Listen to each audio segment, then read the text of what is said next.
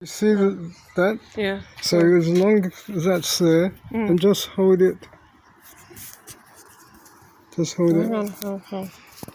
Is it there? Is it still on? It's still on. Yeah. Okay, I have to start here.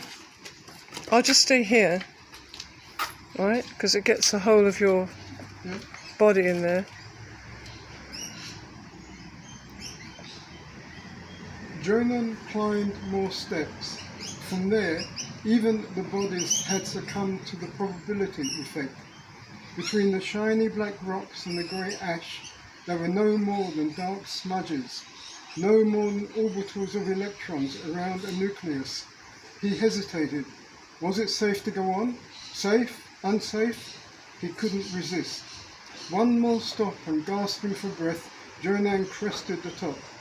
The scene that greeted him was startling. Expecting a plateau, he found himself on a rim that was only 2 paces wide. Below him was a perfectly smooth cone of the inner volcano.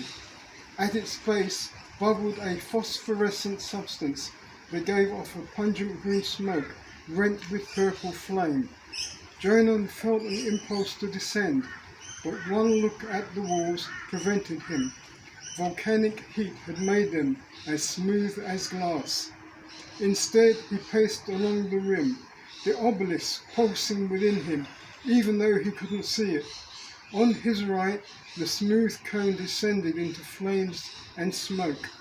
On his left, jagged lava fell to volcanic ash. Jonan turned and walked in the other direction. Passing the steps, he looked around wildly.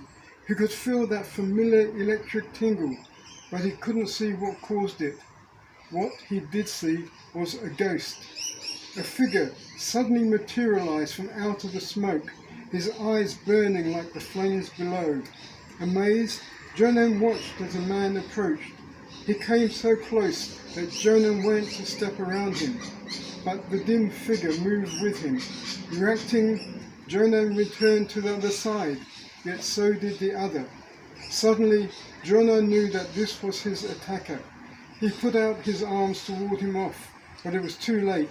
The man gripped Jonan and began to twist him. Jonan held him off, but the stranger was too strong. Slowly, Jonan was forced towards the edge. One glimpse of the fire below, and he redoubled his effort, but an irresistible power continued to turn him toward a hell of smoke and flames. Still not ready to yield, Jonan spread his legs and dug in his feet. He expected to be pushed. Instead, he was held steady. When that finally seeped through, he stopped struggling and looked. There, below the rising maelstrom of smoke and flames, was the obelisk. In that instant, Jonan realized he was free. The other had gone. He whirled and peered around, but the stranger had disappeared. Jonan knelt and panted. How had the man come? How had he gone? Who was this man who masqueraded as enemy? Who? Yeah, it's still going. It's still going. That looked good to me.